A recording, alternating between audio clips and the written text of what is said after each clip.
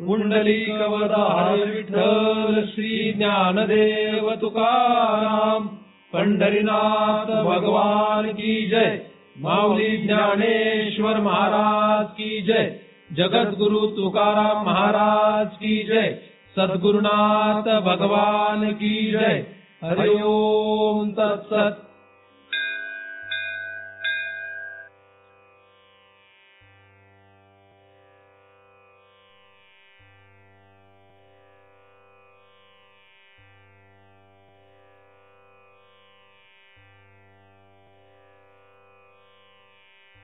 ध्यान मूलम गुरुमूर्ती, पूजा मूलम गुरुपदम, मंत्र मूलम गुरुर्वाक्यम, मुक्ती मूलम गुरुकृपा. ब्रह्मेवाहम अहम ब्रह्म न चाहम ब्रह्मणा पृथक, नाहम देहो न मे देहा केवलहम सनातन. या ठिकाणी आपण सर्वजण नेहमीप्रमाणे दृग्दृश्य विवेक या ग्रंथाचा अभ्यास करण्यासाठी एकत्रित जमलेलो आहोत. आणि या ग्रंथाचा हेतू हृदयातील सर्व संशय दूर करून जन्ममरणाचा फेरा चुकविणे, म्हणजेच भगवत भक्त होणे, म्हणजेच भगवत प्राप्ती करणे असा आहे. परमार्थ करावा की नाही असाच मोठा जगाला प्रश्न आहे. जगामध्ये फक्त जगावं असे समजणारेच जास्तीत जास्त लोक आहेत. परमार्थ करायची गरजच नाही असं जास्तीत जास्त लोकांचं म्हणणं आहे. उरलेले जे आहेत त्यामध्ये परमार्थ अशाच प्रकारे करावं, अशाच प्रकारे परमार्थ करायला पाहिजे असे म्हणणारे बरेचसे लोक आहेत. प्रत्येकाचा मार्ग, प्रत्येकाचा विचार, प्रत्येकाचा पंथ, संप्रदाय, मत सगळ्यांचं भिन्न भिन्न आहे. आणि या एवढ्या मोठ्या अशा गोंधळामध्ये आपण आहोत. त्यामुळे नक्की काय करायचं हा जन्माला आल्यापासून मरेपर्यंतचा प्रश्न आहे. फक्त अन्न, धन, मान या तीनच गरजांच्या पाठीमागे लागावं का त्याहीपेक्षा पुढे काहीतरी करावं का काय करावं हा खरं तर फारच अवघड प्रश्न आहे. परंतु या तीनच गोष्टींकडे सगळे जीव धावपळ करताना दिसतात. मनुष्य प्राणी हा तर अत्यंत वेगाने या तीनच गोष्टींच्या पाठीमागे लागतो. आणि या तीन गोष्टी कमवल्यामध्येच, या कमविल्यानेच त्याला धन्यता प्राप्त झाल्यासारखं वाटतं. तो धन्य झाल्यासारखं त्याला वाटतं. काही लोकांना मात्र त्यामध्ये धन्यता वाटत नाही.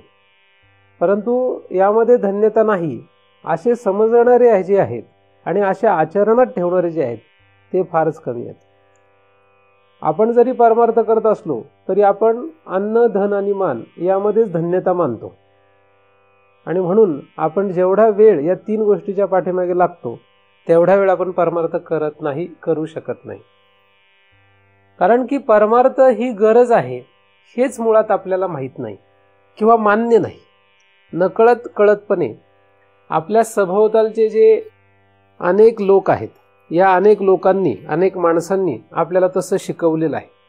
कळत नकळतपणे आपला तसा दृढ समज झालेला आहे की परमार्थ ही काही गरजेची गोष्ट नाही. आठवड्यातून एखाद्या वेळेस किंवा कधीतरी वर्षातून एकदा देवाला गेलं की झालं काम, किंवा दिवसातून एकदा देवापुढे उदबत्ती फिरवली की झालं काम, असं काहीतरी आपल्याला शिकवण्यात आलेलं आहे.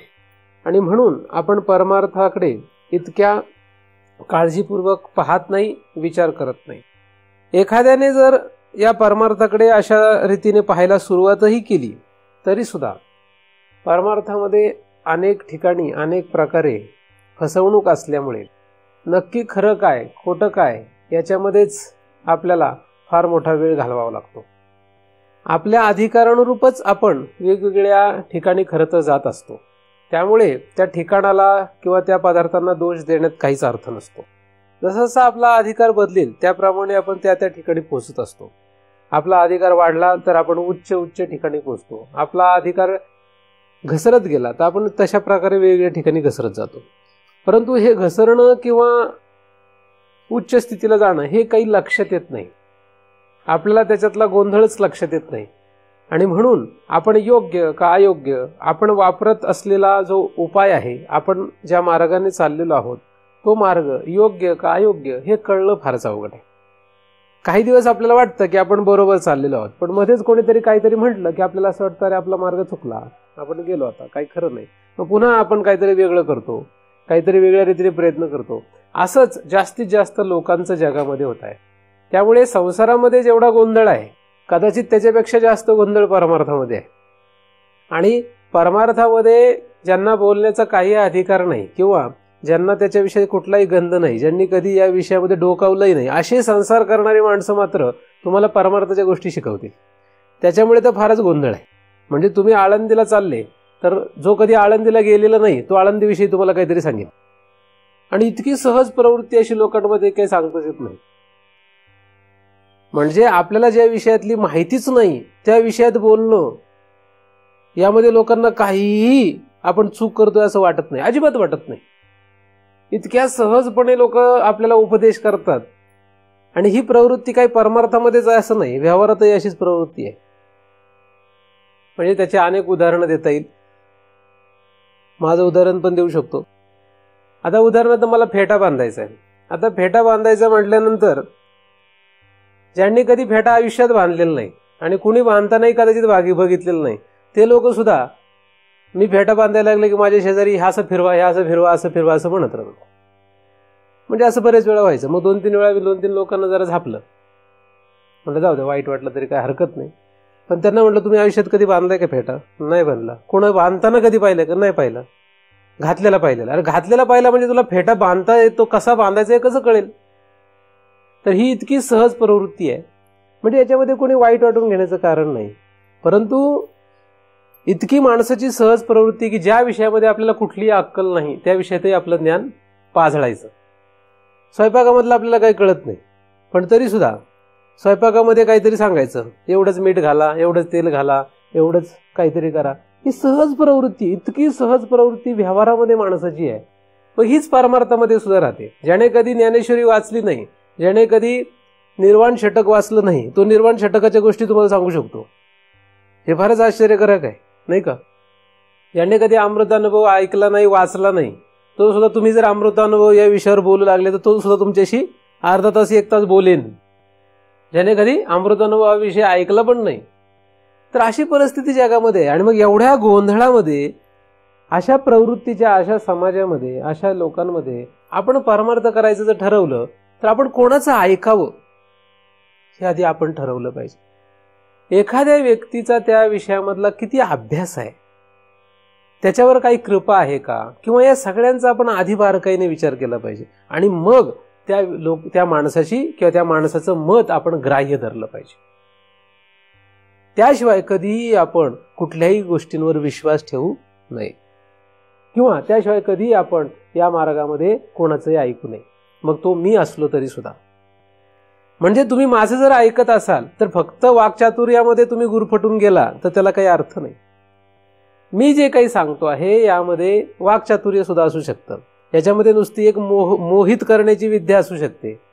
त्याच्याऐवजी तुम्ही असा विचार केला पाहिजे की यांचा काही अभ्यास आहे का, यांच्यावर काही कृपा आहे का, हे परंपरेमध्ये आहेत का, यांना गुरूंनी व्यासपीठावर बसवलेलं आहे का. या रीतीने अशा सगळ्या गोष्टींचा बारकाईने विचार करूनच श्रवण केलं पाहिजे. विनाकारण कोणाचंही कधी श्रवण करू नये, नाहीतर त्याला काही अर्थ नसतो, त्याचा काही उपयोग नसतो.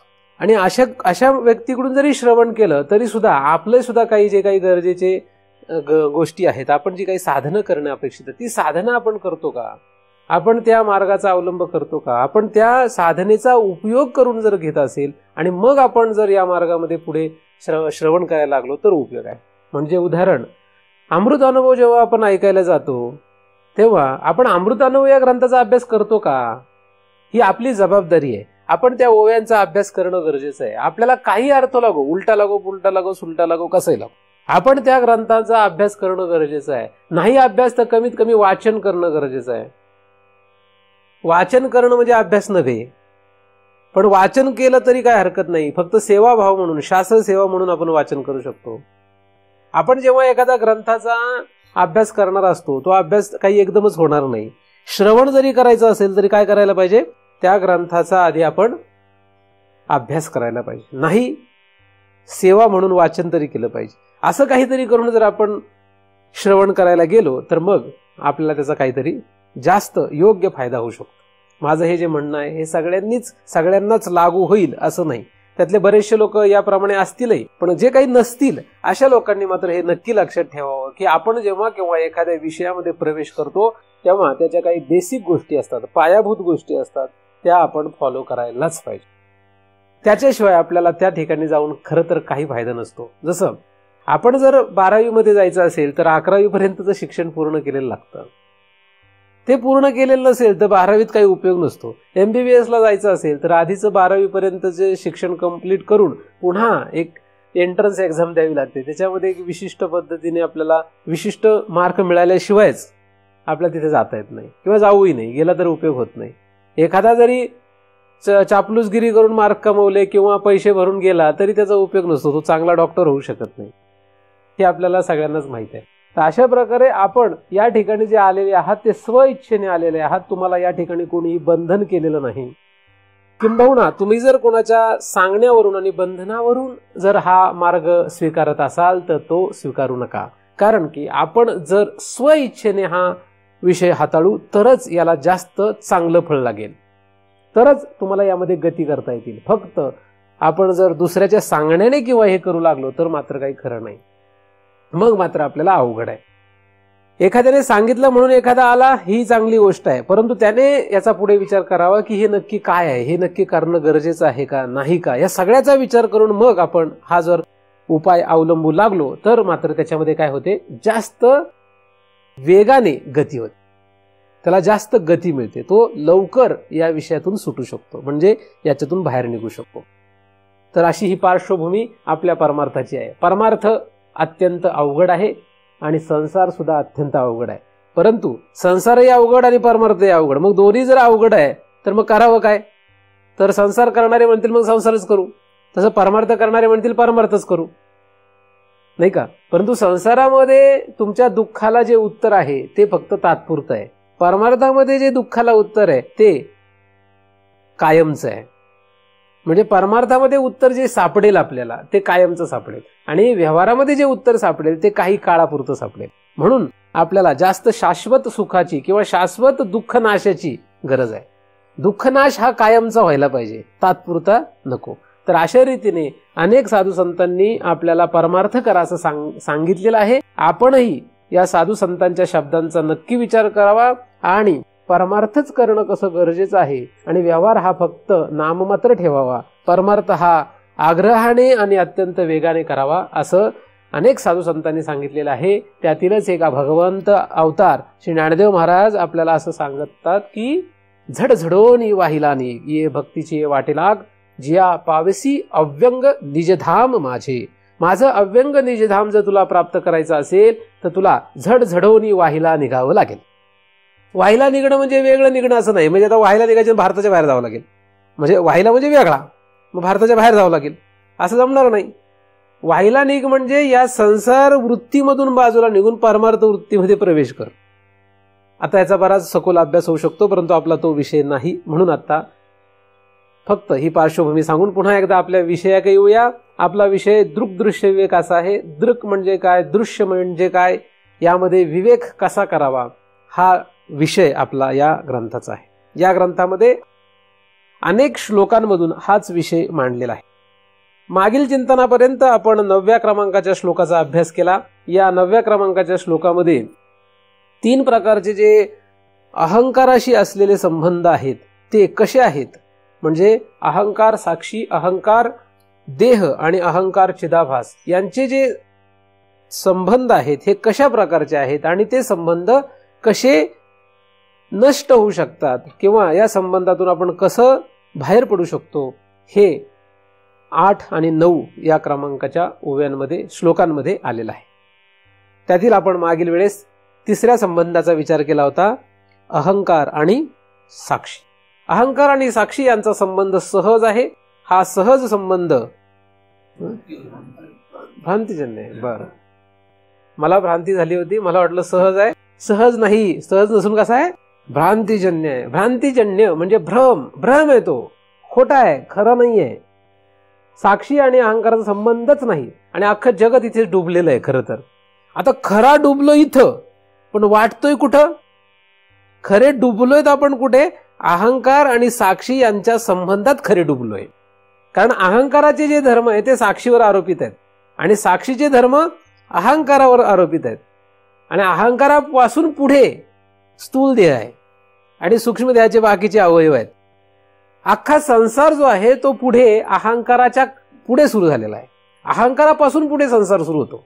शोक, हर्ष, भय, क्रोध, लोभ, मोह, स्पृहा, दया, अहंकारस्य दृश्यन्ते जन्म मृत्यूच ना आत्मना. म्हणजे आत्म्याच्या ठिकाणी हे काही नाहीये, हे सगळे अहंकाराच्या ठिकाणी म्हणजे अहंकारापासून आलेले आहेत. म्हणजे जन्म मृत्यू सुद्धा या अहंकारातून आलेला आहे. इतका भयानक असा हा अहंकार आहे. आणि या अहंकाराचा तिघांशी संबंध आहे. साक्षी, या साक्षीशी असलेला जो संबंध आहे तो आपण मागे विचार करत होतो. त्याची निवृत्ती कशी करायची याचा विचार करत होतो. प्रबोधाच्च, प्रबोध, प्रबोध या शब्दाचा साधारण अर्थ होतो जागे होणे. प्रबोध म्हणजे काय? साधारण त्याचा अर्थ आहे जागे होणे. जाग झालं पाहिजे. कशातून? भ्रांतीतून जाग झालं पाहिजे. झोपलेला आहोत, उठा जागे वारे आता. कारण पहाटे काकडा आरतीला अभंग म्हटला जातो. लोकांना असं वाटतं पहाटे उठायचं असतं म्हणून तिथे साधू संतांनी लिहून ठेवलंय उठा जागे वारे आता. मग सगळे झोपलेले आहेत रात्री, मग सकाळी सगळ्यांना उठायचं उठा जागे वारे आता. आणि काही टाळकऱ्यांना काम दिलेलं आहे वाजून वाजून उठवायला सगळ्यांना. अशासाठी जो उठा जागे वारे नाहीये तो. उठा जागे वारे आता, स्मरण करा पंढरीनाथा. मग काही लोक गोधडी डोक्यावर घेऊन झोपतात, परत म्हणतात नको जाऊ दे, त्यांनाच उठू द्या, जे वाजवतात तेच उठतील, आपल्याला काय करायचंय. उठा म्हणजे जागे व्हा, म्हणजे प्रबोध. प्रबोध म्हणजे जागे होणे. प्रबोध म्हणजे जाग व्हायला पाहिजे. कशातून जागा व्हायला पाहिजे? म्हणजे कुठेतरी झोपलेला आहे. कुठेतरी झोपल्याशिवाय जागा व्हा म्हणतील काय? आपण कुठेतरी झोपलेलो आहोत. कुठे झोपलेलो आहोत? दुसऱ्या अध्यायामध्ये श्रीमद भगवद्गीतेमध्ये भगवंत असं म्हणतात की जो जगत एका ठिकाणी झोपलेला आहे आणि हा तिथे जागा आहे. प्रजे हाती यदा कामान, है ना, असा श्लोक आहे तो. ज्या ठिकाणी प्रजा झोपलेली आहे तिथं तो जागा आहे. आणि ज्या ठिकाणी प्रजा जिथे झोपली आहे तिथं हा जागा आहे. आणि जिथे तो झोपलेला आहे तिथं प्रजा जागी आहे. आता मग आपण प्रजेच्या प्रमाणे राहावं का भगवंत म्हणतात त्याप्रमाणे तशा व्यक्तींच्या बोधामध्ये यावं हे आपल्याला कळलं पाहिजे. आपला विषय तो.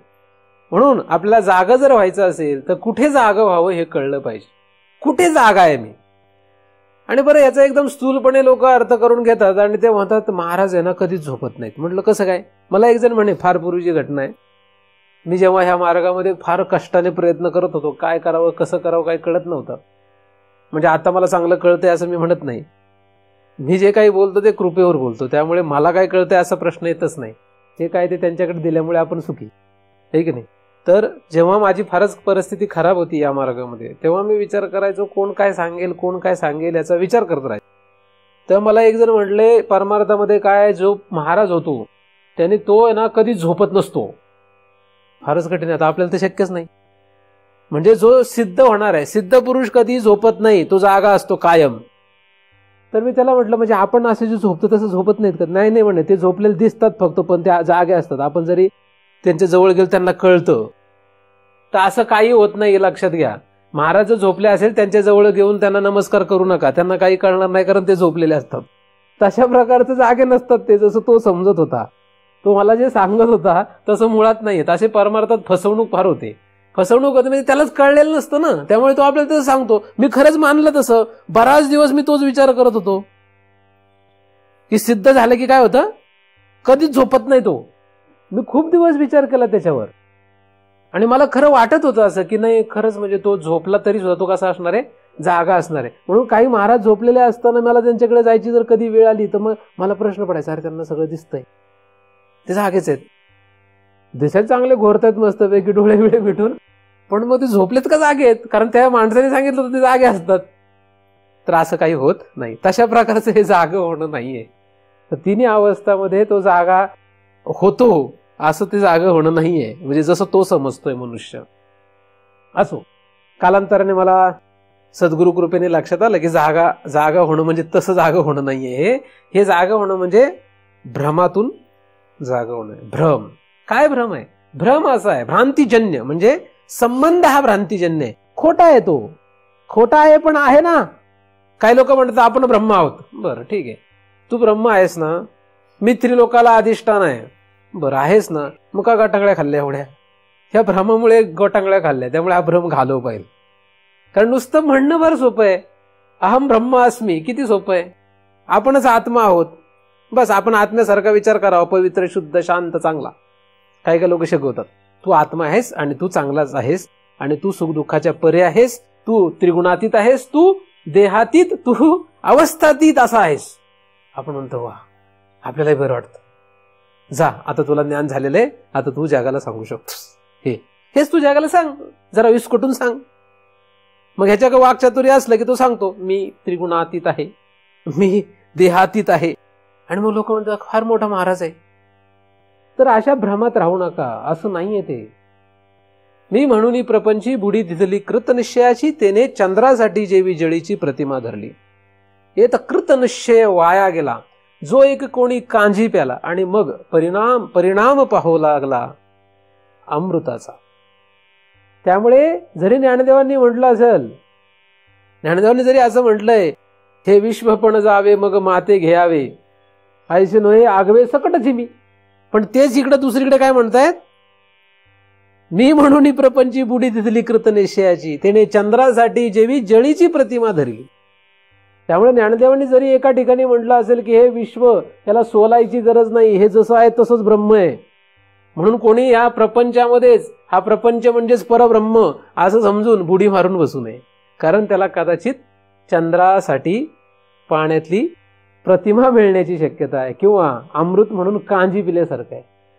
आणि असंच बऱ्याचशा लोकांचं होतं. आणि म्हणून आपल्याला सगळ्यांना सावध राहायचं. म्हणून आपल्याला बारकाईने विचार करत करत करत पुन्हा पुन्हा शेकडो हजारो वेळा आपल्याला याचा विचार करायचा आहे, एकदा नव्हे.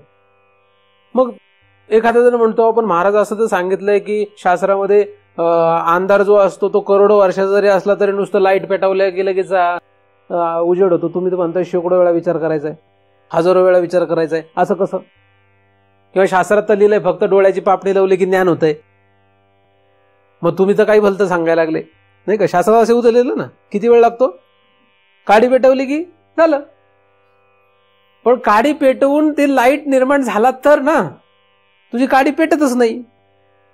काडी जर सादळलेली असेल तर पेटेल का? सादळलेल्या काडी पेटी ओढली आणि प्रकाश निर्माण झाला नाही, आणि तो जर समजा प्रकाश निर्माण झाला तर उपयोग काय?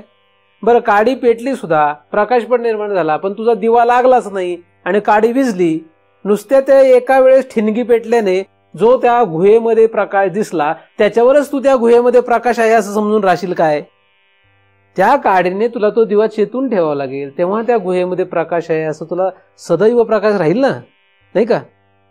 नाही तर परत काही क्षणात पुन्हा अंधार होईल. तर असं काही करू नये. तर आपल्याला सगळ्यांनी सावध राहिलं पाहिजे की जागं होणं म्हणजे काय? तर जागं होणं म्हणजे प्रबोध, म्हणजे भ्रम नाहीसा करणं. भ्रम कुठला आहे? भ्रम आहे साक्षी आणि अहंकार यांचं तादात्म्याचा. जेव्हा या दोघांचं तादात्म्य होतं तेव्हा अनन्य अध्यास होतो. याचे सर्व धर्म त्याच्यावर, त्याचे सर्व धर्म याच्यावर, असा हा भ्रम तयार होतो. आणि म्हणून आपल्याला असं वाटतं की माझ्याशिवाय कोणाची सत्ता नाही पाहिजे, मीच शहाणा आहे. हा आपला भाव आहे सगळ्यांचाच आहे. असं कोणी म्हणू नका की नाही मला नाही असं वाटत. असं काहीच नाहीये. हा गैरसमज ना. मुंगीला सुद्धा वाटतं मीच शहाणी आहे. मुंगी काय आणि ब्रह्मदेव काय, हे दोघांचाही भाव एकच आहे. प्रत्येकाला माझीच सत्ता आहे, माझंच राज्य असावं असं जे वाटतं, हे साक्षीचे गुण आहेत, हे साक्षीचे धर्म आहेत. त्यामुळे बरेचसे लोक काय करतात, बरेचसे लोक म्हणतात आपल्याला असं वाटायला नको, त्यामुळे आपण आपली सत्ता पाहिजे असं म्हणायचं नाही. तसं न म्हटल्याने काय होणार आहे? तसंच मीच शहाणा आहे म्हणजे मलाच कळतं, म्हणजे साक्षीचाच धर्म आहे. कळणं, माझीच सत्ता असावी असं वाटणं, हे सगळं जे आहे ते काय, हे सगळे साक्षीचे धर्म आहेत. साक्षीचे सगळे धर्म सहजच आपल्याकडे अध्यासामध्ये आहेत, त्यामुळे आपल्याला वाटतंच तसं, त्यामध्ये नवल काहीच नाहीये. पण एखाद्याने फक्त असं म्हटलं की नाही मला सगळं कळतंय, असं काही नाहीये, तुम्हाला खरं जास्त कळतं. काही काही लोक म्हणतात महाराज काय की आम्हाला एवढं कळत नाही, तुम्हाला चांगलं कळतंय, पण तरी सुद्धा मी सांगतो तेवढं ऐका जरा. म्हणजे त्याला नंतर म्हणायचं मलाच कळतंय खरं. नाही, तुमचं हे सगळं बरोबर आहे, पण जरा हे मी सांगतो तेवढं ऐक. हा भाव कोणाचा आहे? हा साक्षीचा भाव आहे. तो साक्षी आहे, तो साक्षी बोलतोय तिथला. पण तो साक्षी अहंकारयुक्त साक्षी आहे, म्हणून तो घातक आहे. तर साक्षीचे धर्म अहंकारावर, अहंकाराचे धर्म शोक, हर्ष, भय, क्रोध, लोभ, मोह, हे सगळे जे काही असंख्य धर्म आहेत, अनंत आहेत. ते काही त्याचा हिशोबच नाही. किती किती आहेत हे सांगताच येत नाही. कुठल्या क्षणाला, कुठल्या वेळेला कुठला धर्म बाहेर येईल आणि काय गोंधळ घालील हे कोणालाही कळत नाही. श्रीमंतालाही नाही, गरीबालाही नाही, स्त्रीला नाही, पुरुषाला नाही, शहाण्याला नाही, वेड्याला नाही, कोणालाच कळणार नाही. कुठला धर्म कधी वर येईल आणि काय करेन सांगताच येत नाही. आणि तो कुठून येतो? बाहेरून नाही येत, आतून येतो. जसं ही सृष्टी फार सुंदर, चांगली आहे असं आपल्याला एका क्षणाला वाटतं, आणि खूप कष्ट केले थकलो की वाटतं काय बोगस सृष्टी आहे, कितकं बोरिंग जगत आहे असं वाटतं. जेव्हा शांत असतो आपण तेव्हा काय वाटतं? जीवन हे सुंदर आहे. आणि मग थकतो फार काम करून करून करून, आणि मग काय वाटतं? आता झोपलेलंच बरं, नको हे जगत पाहायला, असं होतं. म्हणजे हे कोणावर अवलंबून आहे? जगावर अवलंबून नाही, आपल्या आतले भाव आहेत ते. तर अंतःकरणामध्ये जे आहे हे सगळे अंतःकरणाचे धर्म, म्हणजेच या अहंकाराचे जे धर्म आहेत, हे अहंकाराचे धर्म या साक्षीवर जातात. साक्षी धर्म याच्यावर त्या दोघांचा अध्यास होतो, दोघांचं मिश्रण होतं. सत्यानृते मिथुनी कृत्य अहम इदम ममेदम इति नैसर्गिकोयम लोक व्यवहार, अशी अध्यासाची व्याख्या आद्य शंकराचार्यांनी केलेली आहे. सत्य आणि अनृत, खरं आणि खोटं यांचं मिश्रण. साक्षी हा खरा आहे, खरं तर साक्षी खरा आहे, पण तो खरा राहिलेला नाही, कारण त्याच्यावर अहंकाराचे सगळं धर्म आरोपित झाले, आणि त्याचे धर्म अहंकारावर आरोपित झाले. या दोघांचा संबंध भ्रम आहे. हा भ्रम कसा जाईल ही मात्र एक कला आहे, आणि ही कला कधीही आपल्याला सहज अवगत होणार नाही, हे साहजिकच आहे. एवढं काही ते सोपं नाही. म्हणजे जितकं सोपं जगातले काही लोक दाखवतात फार सोपं आहे म्हणून, असं नाहीच आहे मुळात. ते इथे कोणीच नाही, याचा विचार करणारे कोणी नाहीये. लोक याचा विचार करतायत, मी तुम्हाला मागील चिंतनात सांगितलं, लोक फक्त विचार करतायत की त्या अहंकाराच्या धर्मांना तुम्ही फक्त बघत राहा, असे काहीतरी विचार करू लागलेत. ते भ्रमाचा विचार नाही करत आहेत, म्हणजे भ्रम मधला भागाचा विचार नाही करत आहेत. ते कसला विचार करतायत? त्या अहंकाराच्या ठिकाणी बघत राहा, तुम्ही त्याला जाणत राहा. अरे जाणत राहणे म्हणजे तुम्ही साक्षीचा एक गुण फक्त धरताय आणि त्या अहंकारामध्ये असलेल्या असंख्य धर्मांना फक्त पाहत राहताय. बाकी काय करताय? त्याच्यातून तुम्हाला बरं वाटणारच आहे, शांत वाटणारच आहे, स्थिर वाटणारच आहे, कारण तुम्ही साक्षीच्या एका धर्माला चिटकून त्यांच्याकडे बघताय ना. याचा अर्थ तुम्ही जागे झाले असं तुम्हाला कोण वाटलं? ती एक पायरी आहे परमार्थामध्ये, म्हणजे ज्ञानमार्गामध्ये सुद्धा ती पायरी आहे, असं नाहीये की ती नाही आहे. परंतु ती तिथं खरी नाही, तिथे थांबणे नाही आपल्याला, त्याच्या पुढे जायचंय आपल्याला. तो एक भाग आहे आपल्या मार्गामधला, पण तोच खरा, तो शेवट नव्हे.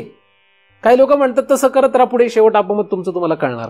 असं होणार नाहीये, त्यामुळे कोणी इथे थांबू नये.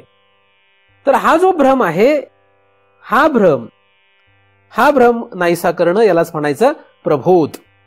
हा प्रबोध जो आहे तो आपल्याला काही विनाकारण विनासायास मिळणार नाही, त्याला काहीतरी कष्ट करावेच लागते. काहीतरी कष्ट म्हणजे काय? आता विरुद्ध दिशेने जायचंय. अनंत जन्मांचा जो आपण खेळ खेळून बसलो, अनंत जन्म जे आपण सुखदुःखामध्ये, या संसारातील गोंधळामध्ये गटांगळ्या खात राहिलो, याच्यामध्ये आपण या साक्षीला आणि अहंकाराला एकरूप करूनच हे सगळं करत आलो. तिथे आपण थांबलेलोच नाही. मुळात आपण तिथे नव्हतोच. आपण कुठे होतो?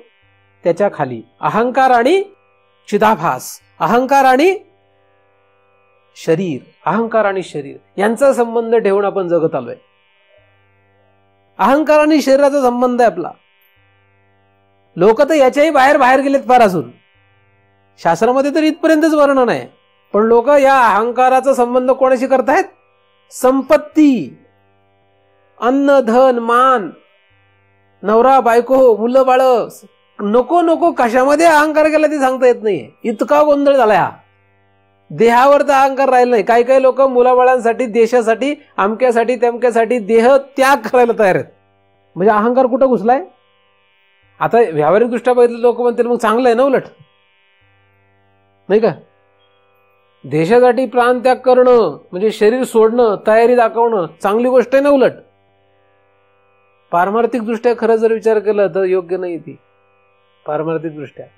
कारण आपण ज्या देशासाठी करतो ते दुसरा देश आपला शत्रू मानावा लागतं पहिल्यांदा. आणि आपल्या नियमाप्रमाणे वसुधैव कुटुंबकम, आपल्यासाठी सर्व लोक आपले बांधव आहेत. फक्त पृथ्वी लोक नव्हे, 3 लोक आपले बांधव आहेत. त्याच्यामुळे आपलं कोणाशीच वैर नाही.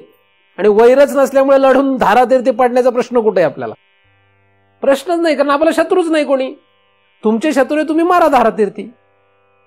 मनुष्य जन्म वाया घालवणं हे काही योग्य नाही. मनुष्य जन्मात आल्यानंतर पहिल्यांदा फक्त आपल्याला काय विचार करायला पाहिजे? या संबंधांचा विचार करायला पाहिजे. 3 या 3 संबंधापैकी आपण कुठल्याही संबंधाचा विचार करत नाही. आणि करणारे काही आहेत तेवढे फक्त अहंकार आणि देहाचा विचार करतात. आणि अहंकार आणि देहाचा यांचा विचार कसा करतात? तर यांचा संबंध कर्मज आहे. आणि हा कर्मज असलेला संबंध, कर्मामध्ये बदल करून काहीतरी करता येतंय का या वाटेने ते लोक जातात. आणि म्हणून जास्तीत जास्त लोक कर्म मार्ग हा सर्वश्रेष्ठ मार्ग आहे असं समजू लागले.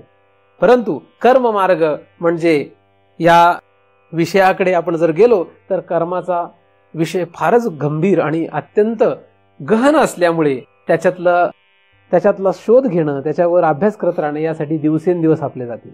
म्हणून आपण त्यावर जास्त विचार करणार नाही. थोडक्यात विचार आपण आधीच केलेला आहे.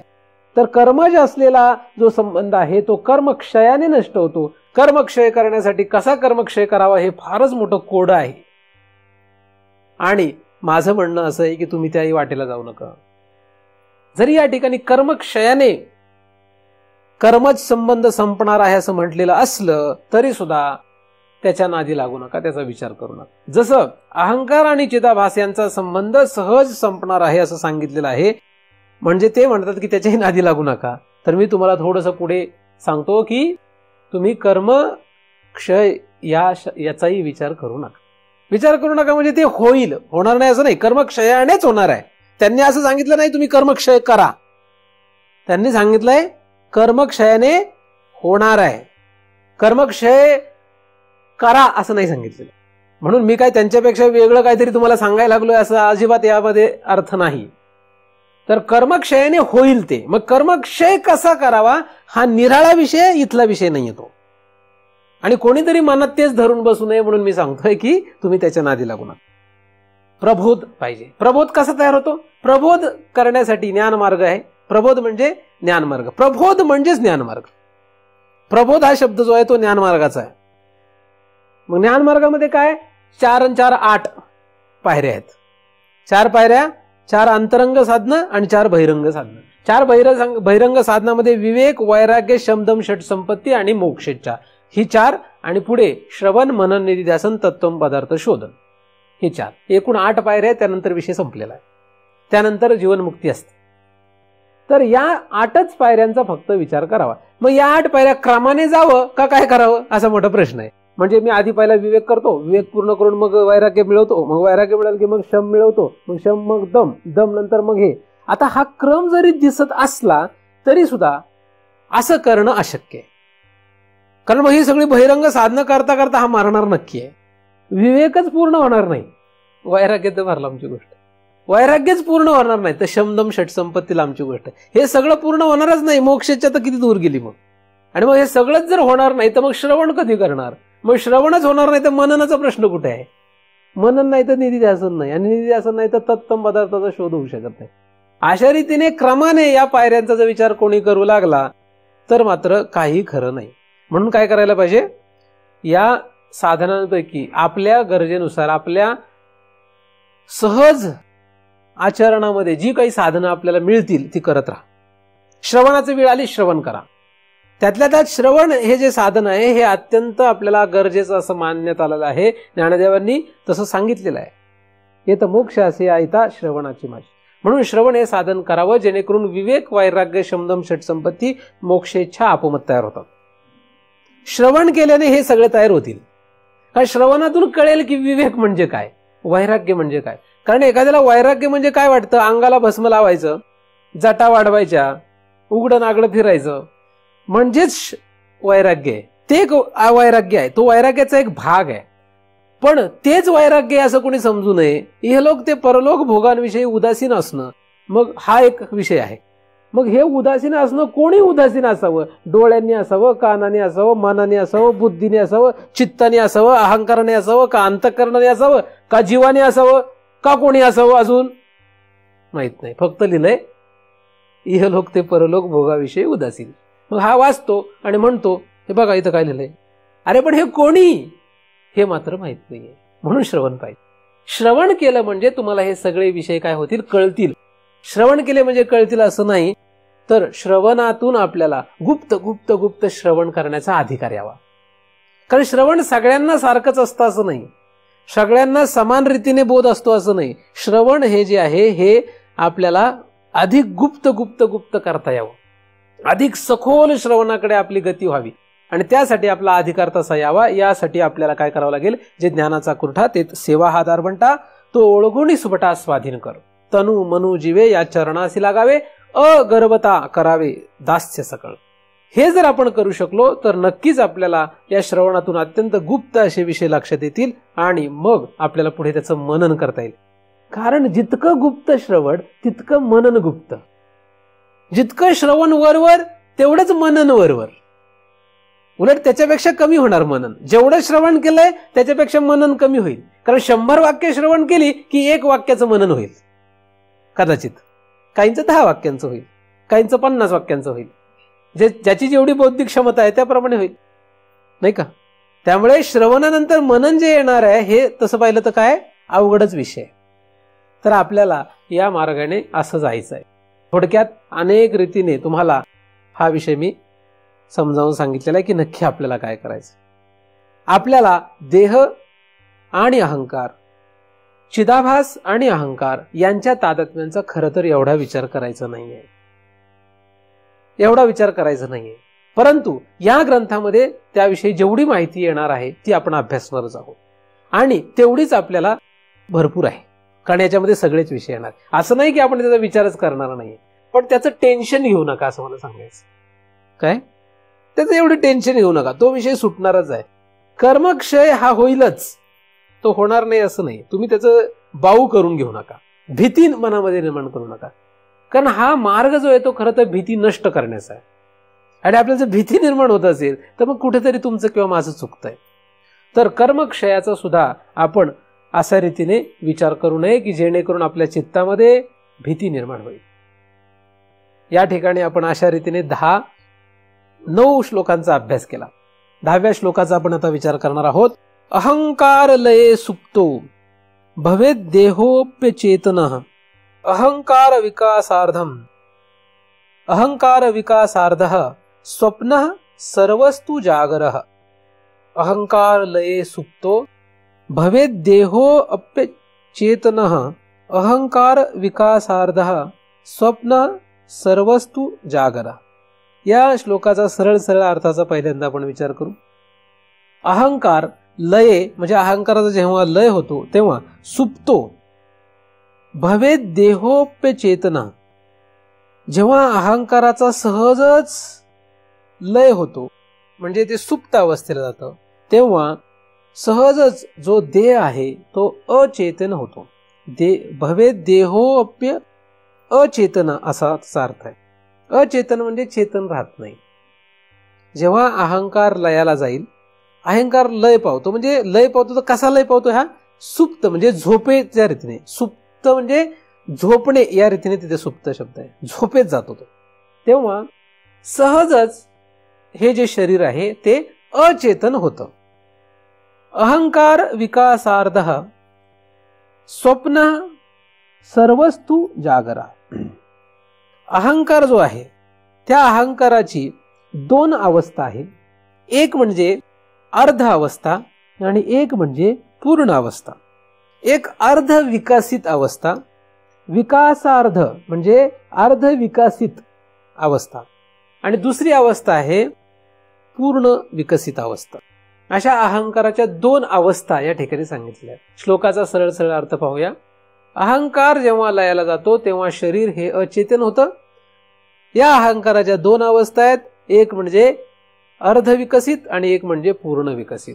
आता अर्ध विकसित आणि पूर्ण विकसित अवस्था म्हणायचं कारण काय दुसऱ्या चरणामध्ये? कारण पहिल्या चरणामध्ये असं म्हटलंय की अहंकार जेव्हा लय पावतो. अहंकार लय पावतो म्हणजे काय? याचा अर्थ अहंकार लय पावण्याच्या आधीची एक स्थिती आणि अहंकार लय पावल्यानंतरची एक स्थिती, अशा दोन स्थिती आहेत. तर अहंकार लय पावण्याच्या आधीची जी स्थिती आहे ती आहे जागृत अवस्था, आणि अहंकार लय पावल्यानंतरची जी स्थिती आहे ती आहे स्वप्न अवस्था. अशा दोन अवस्थांचा इथे वर्णन आहे. आता स्वप्न अवस्था का म्हटलं? कारण दुसऱ्या चरणामध्ये स्वप्न आणि जागर असे दोन शब्द वापरले आहेत. म्हणजे स्वप्न अवस्था आणि जागृत अवस्था या दोन अवस्थेमध्ये अहंकार एक ठिकाणी पूर्ण विकसित, एक ठिकाणी अर्ध विकसित असतो, आणि एका ठिकाणी शरीर चेतन असतं, एका ठिकाणी शरीर अचेतन असतं. असा हा विषय आहे. याचा आपण आता पुन्हा विचार करणार आहोत. आता आपण जागृत अवस्थेमध्ये आहोत. जागृत अवस्थेमध्ये आपलं शरीर जे आहे हे शरीर कसं असतं? हलतं असतं. म्हणजे हात हलतात, पाय हलतात, डोळे, कान, नाक, सर्व इंद्रिये आपापल्या व्यवहारामध्ये गुंतलेले असतात. प्रत्येक जण शरीरातला म्हणजे बोट, डोळे, पापण्या हे सहजच व्यवहारामध्ये गुंतलेले, त्यांचं चालू आहे. जेव्हा आपण जागे आहोत तर आपण काही नाही केलं तरी चालूच आहे. तुम्ही काहीच करू नका, नुसते बसून राहा तरी डोळ्याची पापणी आपोआप हलणार आहे. आपल्याला असं वाटतं का कधी तुम्हाला? आतापर्यंत कधी वाटलंय की तुम्ही डोळ्याची पापणी हलवली? असं कधी वाटत नाही. इतक्या सहजपणे लाख वेळा हल्ली आहे ती डोळ्याची पापणी. लाख वेळा आपण हलवली, आणि आपण लाख वेळापैकी कदाचित 90,000 काय 99,000 वेळा त्या पापणीच्या हलण्याकडे लक्ष दिलेलं नाही. 99,000 वेळा, 1000 वेळा मी लक्ष दिलं असेल असं म्हणतोय. कारण काही डोळे असं करतात म्हणजे जाणीवपूर्वक, म्हणून त्यांचं लक्ष असेल असं म्हणूया. परंतु आपण 99,000 वेळा या पापणी हलण्याकडे लक्ष देतो काय? मग पापणी आपण हलवत नाहीये काय? त्याचा आपल्याला अहंकारच नाही, आपल्याला त्याचा अभिमान नाहीये. पण आपण हात हलवला तर मी हात हलवला असं आपण म्हणतो. चाललो तर मी चाललो असं म्हणतो. बोललो तर मी बोलतोय असं म्हणतो. आपण श्वासोश्वास घेत राहतो. आपण कधी म्हणतो हा मी आता श्वास घेतोय, हा मी आता श्वास सोडतोय, असं कधी म्हणतो आपल्याला स्वतःला? कधीच म्हणत नाही. सहज आहे ते सहज सुरू आहे. पण हे दोन जसं सहज सुरू आहे म्हणजे डोळ्याचे पापणी हलणं आणि श्वासोश्वास होणं हे जसं सहज आहे तसंच खरं तर सगळेच आपले कर्म सहज आहेत. पण आपल्याला काय वाटतात? आपण करतोय, आपण करत नाहीये. शास्त्रामध्ये हे सांगितलेलं आहे एका ठिकाणी की तुम्ही फक्त रथात बसलेल्या माणसासारखे बसून राहा. रथ चाललेला आहे फक्त, आता घोडे नेणार त्याला कुठे न्यायचे ते. तसं खरं तर या शरीरामध्ये आपण नुसते असे बसलो तरी सुद्धा हे शरीर जसे घोडे रथ नेतात एका विशिष्ट ठिकाणी, कुठेही कसेही किती वेगात ते ठरवतात. रथात बसलेल्या माणसाने फक्त बसून राहायचं. सारथी आणि रथ म्हणजे घोडे, त्यांचं ते बघून किती काय करायचं. तसं आपण या रथामध्ये बसलोय तर ह्याचे घोडे आणि कोण घोडे आहेत, कोण लगाम धरतय, कोण सारथी आहे, सगळं पंचीकरणात वर्णन केलेलं आहे. पण तरी सुद्धा ते वाचून आपल्याला उपयोग काहीच झालेला नाही. आपण वाचलंय ते पंचीकरण, पण आपण काही लक्ष देत नाही त्याच्याकडे. त्याच्यात लिहिलेलं आहे कोण घोडे आहेत, हे का लिहिले का नाही? सगळं लिहिलेलं आहे सगळं. पण आपण तरी म्हणतो मीच हाकतोय, मीच ओढतोय हा रथ. म्हणजे आपणच ह्याला इथं घेऊन आलो असं आपल्याला वाटतंय ना. तुम्ही इथे जे आलेत तुम्हाला वाटतंय ना तुम्ही ह्याला घेऊन आले इथे, आणि आता ऐकतंय कोण वाटतंय? आपणच ऐकतोय असं वाटतंय ना. सांगणाऱ्याला काय वाटतंय? आपणच सांगतोय. ऐकणाऱ्याला वाटतंय आपणच ऐकतोय. तर अशा प्रकारे या शरीराचं जे काही चाललेलं आहे हे सगळं जे आहे हे आपल्याला चेतन वाटतंय. हे काय चेतन वाटतंय म्हणजे आहेच. चेतन या शब्दाचा या ठिकाणी अर्थ असा आहे की निश्चित पडलेलं नाहीये, गप्प नाहीये, सुरू आहे काहीतरी, असा खरं तर या ठिकाणी चेतन शब्दाचा अर्थ आहे. शरीर जेव्हा हलत असतं ते हलणं त्याचे जाणीवपूर्वक हो का न हो, म्हणजे डोळ्याची पापणी हलवणं हे त्याचं जाणीवपूर्वक असो किंवा सहजच असू द्या, आणि त्याने चालणं हे जाणीवपूर्वक होऊ द्या किंवा न होऊ द्या. म्हणजे तो साधू असो किंवा सामान्य मनुष्य असो. सामान्य माणसाचं चालणं कसं आहे, जाणीवपूर्वक आहे, मी चालतो असं त्याला माहित आहे. आणि साधू पुरुषाचं चालणं कसं आहे, त्याला माहितच नाही तो चालतोय का नाही चालतोय. त्याने त्याची संबंध जोडलेला आहे.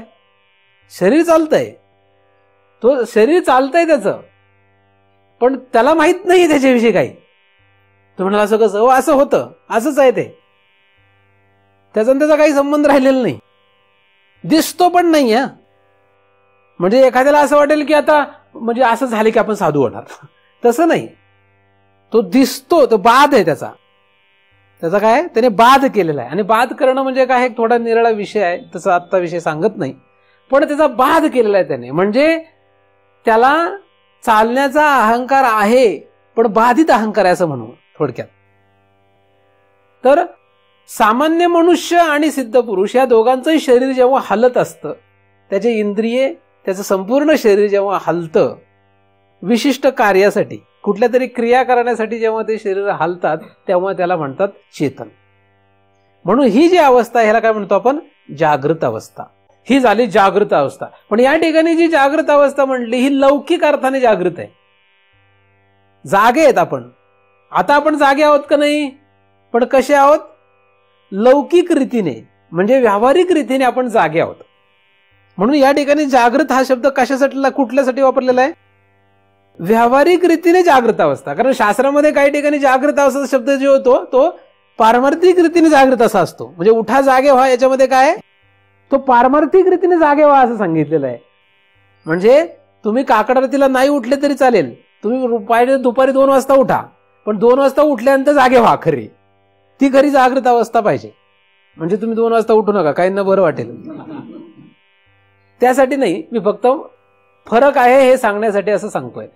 तर जागृत ही जी अवस्था या ठिकाणी जी लिहिली आहे ही मात्र कुठली आहे, व्यावहारिक दृष्ट्या जागृत अवस्था आहे, की ज्या ठिकाणी अहंकार हा स्थूल शरीरामध्ये काम करत असतो प्रबळ रीतीने. आता हो ना, प्रबळ रीतीने तो काम करतोय, त्याचं काम सुरू आहे. हे का चाललंय सगळं आपल्याला नाही कळलं तरी सुद्धा तो अहंकारच हे काम करतोय. अहंकाराला हलवणारा अहंकारच या शरीराला हलवतो. शरीराला हलवणारा अहंकार आहे.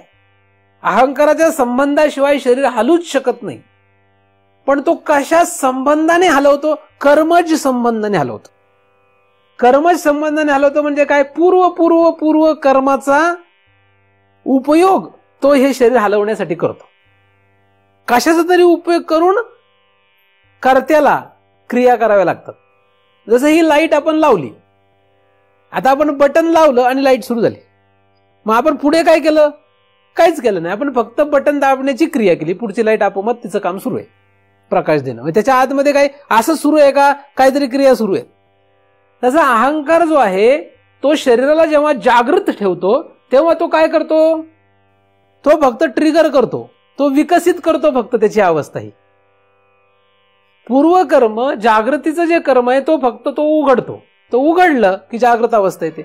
जागृत अवस्था आली की त्या जागृत अवस्थेमध्ये पूर्वकर्माचे जे काही प्रतिक्रिया आहेत, म्हणजे आपण त्याला प्रारब्ध म्हणतो, मागे विचार केल्याप्रमाणे त्या प्रारब्धाप्रमाणे ते शरीर हलत राहत. त्या प्रारब्धामध्ये 3 भाग आहेत, त्या 3 भागाप्रमाणे पुन्हा ते हलत राहत. त्या 3 भागामध्ये पुन्हा निषिद्ध, काम्य, नैमित्तिक, नित्य, प्रायश्चित्त असे जे काही त्याचे प्रकार आहेत त्याप्रमाणे ते हलत राहत. म्हणजे अहंकाराने ते विकसित होऊन केलंय. अहंकार विकसित झाला, अहंकार प्रबळ झाला, अहंकार प्रबळ होऊन शरीर त्याने चेतन केलं आणि शरीराला ती क्रिया करायला लावली आणि त्या क्रिया सुरू आहेत. आता असा हा जो अहंकार आहे हा काय झाला, आता लय पावला. अहंकार लय ही पार्श्वभूमी सांगितली मी. आता पहिला शब्द असा आहे की अहंकार लय, अहंकाराचा लय होणे. अहंकाराचा लय केव्हा होतो, काय नाही, आपण जेव्हा थकतो. कसं थकतो आपण, काम केल्यामुळे थकतो आपण, कसे थकतो आपण? तुम्हाला काय वाटतं, आपण थकतो का? जगाला काय माहिती थकतो का? बरं जाऊ, दुसरा प्रश्न, आपण झोपतो का?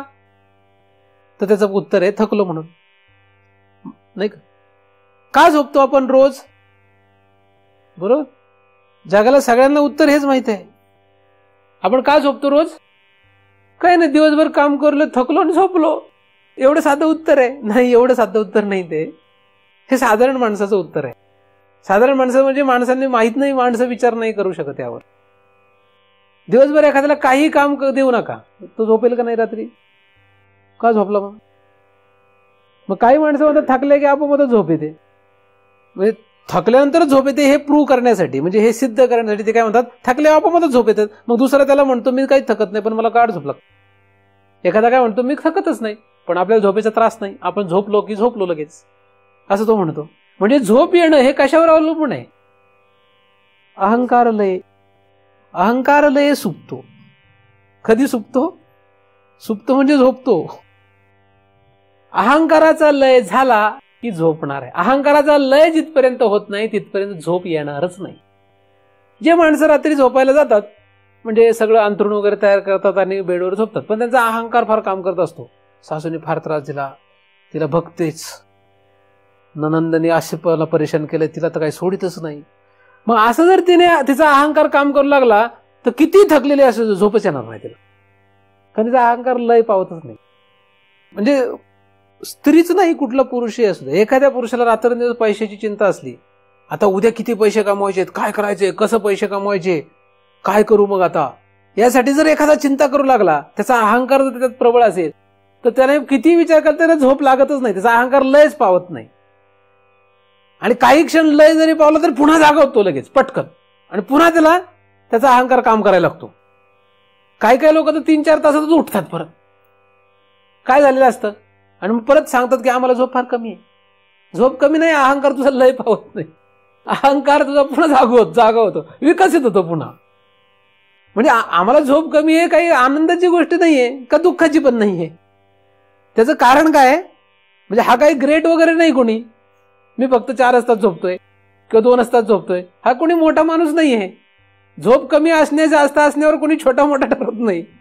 काही लोकांना असं वाटतं की आम्ही फक्त 4 तास झोपतो म्हणजे फार आम्ही ग्रेट आहोत, 6 तास झोपतो म्हणजे फार श्रेष्ठ आहोत, आणि कधी आम्हाला झोपा आम्ही 4लाच उठणार. तुमचा अहंकारच असलाय, 4ला उठवतोच तुम्हाला, तुम्ही थोडे उठता तसे, आहे की नाही? तर हे जे आहे हे अहंकाराचा खेळ आहे. हा इथे लिहिलंय जे अहंकार लय सुप्तो. तुमचा अहंकार लय पावला की तुम्ही सुप्तो म्हणजे झोपणारच आहात. झोपलेच कोणी पण, इथे चिंतनात पण काही अहंकार लय सुप्त होतात. आता अहंकार लय त्यांना झोप, ते काय थकलेले असतात काय? थकलेले नसतात. काही लोकांना फार थकलेले असते, मी पण म्हणतो जाऊ दे थकलेला असते, पण खरंच थकलेला नसतो. काय झालेलं असतं? अहंकार लय सुप्तो. तसा अहंकार त्याला झोपायला होतो. कुठलाही मनुष्य झोपला, त्याच्या आवडीचा विषय द्या बरं, 4 दिवस तो जागला तरी झोपणार नाही. एखाद्याला आवडीचा विषय दिला तर त्याला 4 दिवस रात्रंदिवस काम करायला हवा, तो झोपणार नाही. का? कारण अहंकार लय होत नाही. जिथपर्यंत अहंकार लय पावत नाही तिथपर्यंत झोपणारच नाही. अहंकारला लय पाहावं लागतं. अहंकार लय पावल्याशिवाय झोपू शकत नाही.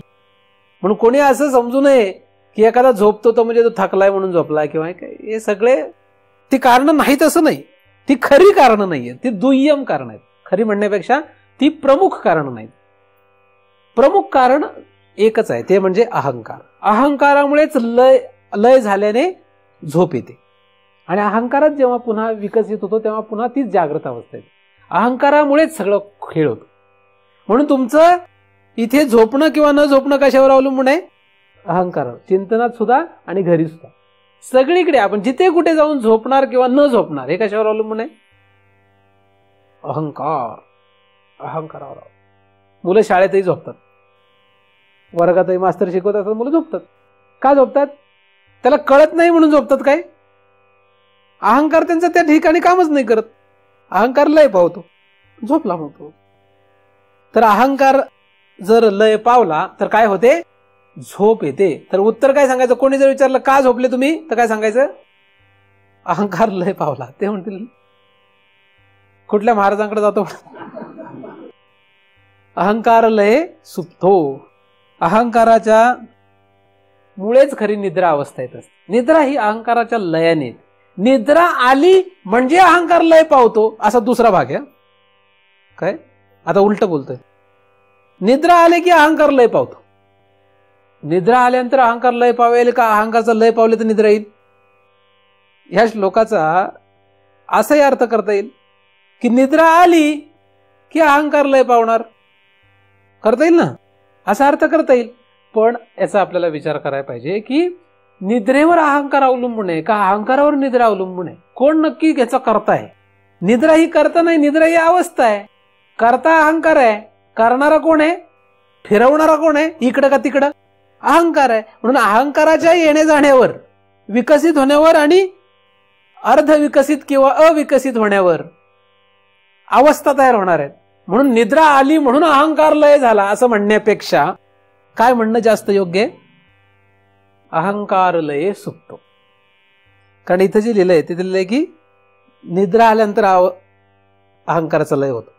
जरी लिहिलं असलं गद्य रूपाने तरी सुद्धा तसा खरा अर्थ न करता तो बोलण्यापुरता ठीक आहे, वाक्यामध्ये तसं बोलणं ठीक आहे, निद्रा अवस्थेत अहंकाराचा लय होतो असं म्हणणं जरी म्हटलेलं असलं तरी त्याचा गर्भित अर्थ काय करावा? त्याचा खरा अर्थ काय धरणं आपल्याला अपेक्षित आहे की अहंकार लय सुप्तो म्हणजे अहंकाराचा लय झाल्याने सुप्त अवस्था म्हणजे निद्रा अवस्था येते. सुप्त या शब्दाचा अर्थ या ठिकाणी काय घ्यावा? निद्रा अवस्था. म्हणून तुम्ही जेव्हा केव्हा झोपणार आहात तेव्हा थकल्यामुळे झोपणार आहात काय म्हणून घरात कधीच म्हणायचं नाही खूप कष्ट केलं, खूप काम केलं, तर जरा झोपते किंवा झोपतो असं म्हणायचं नाही. आणि महाराजांना तरी कमीत कमी नाही म्हणायचं, कारण त्यांना माहित असतं काय हा थकला म्हणून झोपणार नाहीये. कारण काही काही लोक मी असे पाहिले इतके थकतात, झोपायला जातात पण झोपतच नाहीत, झोप लागतच नाही त्यांना. नुसतं ह्या कुशीहून त्या कुशीहून त्या कुशीहून त्या कुशीहून, नाहीतर मग बेडशीटचे धागे तोडत बसतात निघायला लागले तर नवीन बेडशीट घेण्यासाठी, नाहीतर आकाशातले छताला टांगलेले तारे मोजत बसतात. तर अशा रीतीने झोपत नाहीत, म्हणजे थकले म्हणजे झोपत नाहीत. अहंकार लय झाला तर झोपतात. अहंकाराचा लय झाले की झोपतात. मग तुम्हाला जर झोपायचं असेल तर काय करावं?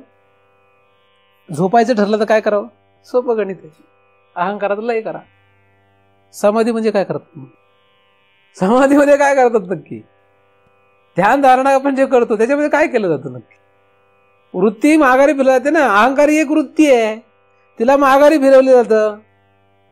माघारी प्रयत्नपूर्वक तिला माघारी फिरवलं जातं. जेव्हा अहंकार सहज लय पावतो तेव्हा त्याला म्हणतो आपण निद्रा.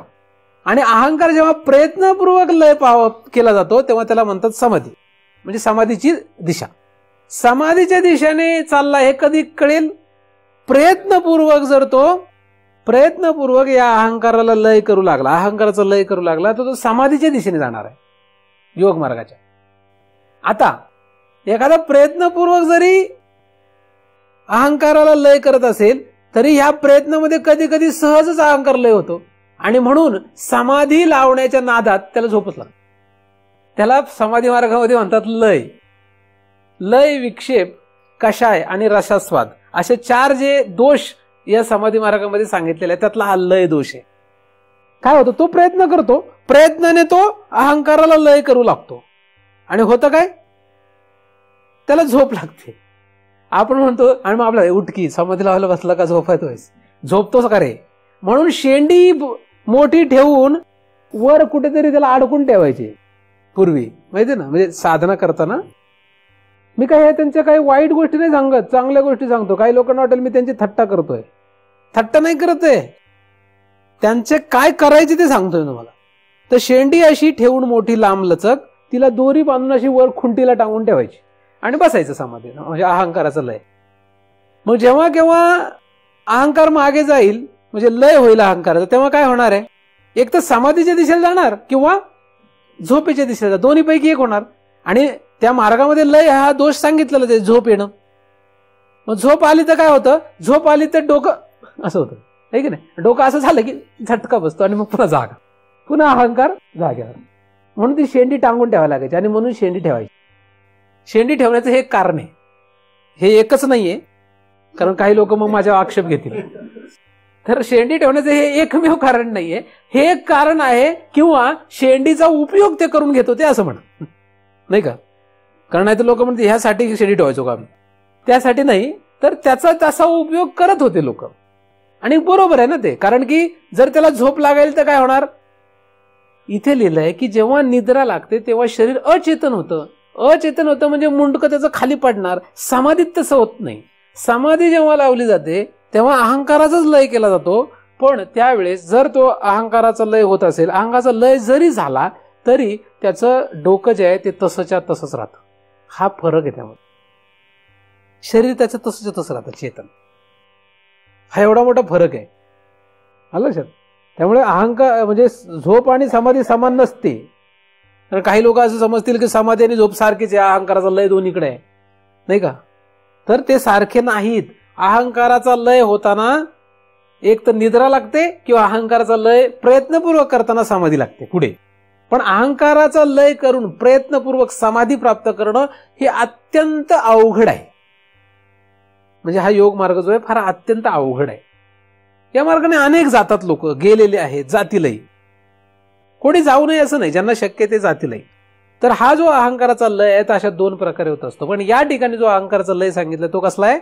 सुप्त अवस्था देणार आहे, म्हणून समाधीचा नाही हे इथे माहितच आहे. पण फक्त एक अवांतर माहिती म्हणून तुम्हाला सांगितलं की अहंकाराचा अशा प्रकारेही लय असतो जो प्रयत्नाधीन आहे, म्हणजे प्रयत्नाने तो करावा लागतो.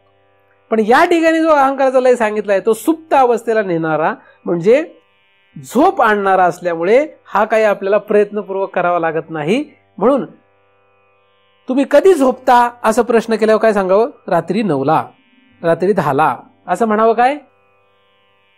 बरेच लोक विचारतात आपल्याला, तुम्ही किती वाजता कधी झोपता? तुम्ही किती वाजता झोपता? मी आमच्या आजोबांना विचारायचो, आजोबा तुम्ही कधी झोपता हो? ते म्हणायचे झोप आले की झोपतो. काय रात्री 10ला झोपतो काय? नाही. तुम्ही कधी उठता? जाग आली की उठतो. हे उत्तर जास्त संयुक्तिक आहे, हे जास्त योग्य उत्तर आहे. त्याच्यापेक्षा अजून योग्य काय आहे? अहंकार लय पावला की झोपतो. अहंकार विकसित झाला की जागा होतो. किती वाजता?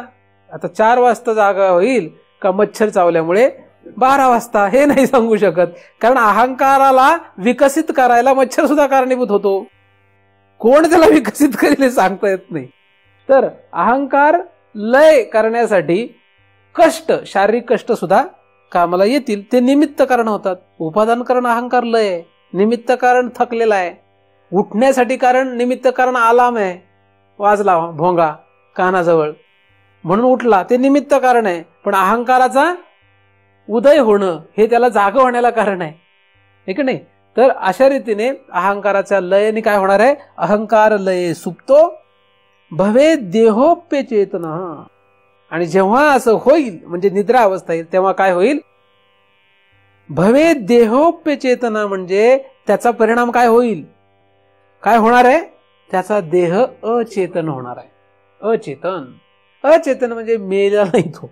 कारण अचेतन शब्दाचा अर्थ मेला असं होऊ शकतो, ठीक आहे? कारण अचेतन शब्द आपण मेलेला असं समजू शकतो. पण या ठिकाणी मात्र अचेतन शब्दाचा अर्थ चेतना नसलेला असा नाहीये. चेतना नसणे, अचेतन जरी असला तर खरा अर्थ, शब्दाचा अर्थ काय? चेतना नसलेला. पण झोपलेल्या माणसामध्ये चेतना गायब झाली, संपलेली असते काय? नाही. चेतना असते त्याच्याकडे, पण ती काय झालेली असते? ती लुप्त झालेली असते. लुप्त नाही, खरी असतेच ती, पण फक्त अहंकार खरं तर अचेतन असतो. देह अचेतन आहे म्हणजे अहंकार अचेतन आहे. तिथे अहंकारच चेतन होईल, अहंकारच अचेतन होईल असं म्हणून. अहंकारच विकसित होतो, अहंकारच अविकसित होतो, अशी त्याची ती प्रक्रिया आहे. म्हणून अचेतन शब्दाचा शब्दशः अर्थ चेतना नष्ट झाली किंवा तो मेला असं न धरता तिथे फक्त काय? अहंकार गायब झाल्यामुळे शरीराची हालचाल बंद पडली. श्वासोश्वास मात्र चालू, श्वासोश्वास सुरू आहे. याच्यावरून त्याच्याकडे तशा रीतीचा अचेतन झालेला नाही. मेलेला माणूस जसा अचेतन होतो तशा प्रकारचा हा अचेतन व्यवहार नाहीये. तर तो कसा आहे? फक्त त्याचं स्थूल शरीर जे आहे ते आता काय झालंय? निपचित पडलेलं आहे. मग झोपल्यानंतर काय होणार? झोपल्यानंतर म्हणजे सुप्त अवस्थेत काय होणार? तर सुप्त अवस्थेमध्ये पुन्हा आतमध्ये 2 अवस्था आहेत, हे आपण अनेक वेळा विचार केलेला आहे. सुप्त अवस्थे म्हणजे झोपल्यानंतर निद्रा अवस्थेमध्ये 2 अवस्था असतात. एक असते जागृती आणि एक असते जागृती नाही, सुषुप्ती आणि स्वप्न. स्वप्न आणि सुषुप्ती असते. झोपेत 2 अवस्था आहेत, एक स्वप्न एक सुषुप्ती. या ठिकाणी पुढच्या चरणामध्ये मात्र सुषुप्ती घेतलेली नाही तर स्वप्न घेतलेलं. यालाही काही कारण आहे. सुषुप्ती घेतलेली नाही तर स्वप्न का घेतलं याचा आपण विचार करणार आहोत.